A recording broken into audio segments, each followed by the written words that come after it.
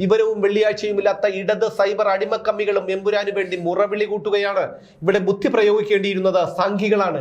ഈ സിനിമ പ്രദർശിപ്പിക്കുന്നതിൽ നിങ്ങൾക്ക് എതിർപ്പുണ്ടായിരുന്നെങ്കിൽ നിങ്ങൾ ഈ സിനിമയെ പരസ്യമായി അനുകൂലിക്കണമായിരുന്നു. കാരണം നിങ്ങൾ അനുകൂലിച്ചാൽ കമ്മികൾ എതിർക്കും, അത് ഉറപ്പാണ്. തിയേറ്ററുകൾ മാത്രമല്ല, വേണമെങ്കിൽ രാജപ്പന്റെ അമ്മ മല്ലിക സുകുമാരൻ താമസിക്കുന്ന തിരുവനന്തപുരത്തെ വീടിന് മുന്നിലും പ്രതിഷേധ ചെങ്കോളകം പാറി പറക്കുമായിരുന്നു. രാജപ്പന്റെ മുംബൈയിലെ ഫ്ളാറ്റിന് മുന്നിൽ പ്രതിഷേധിക്കാൻ കഴിയാത്തത് കൊണ്ട് കേരളത്തിലെ ഏതെങ്കിലും പോസ്റ്റ് ഓഫീസിന് മുന്നിലൂടെ ലെഫ്റ്റ് റൈറ്റ് അടിച്ച് നിർവൃതി അടയുമായിരുന്നു കള്ളക്കമ്മികൾ.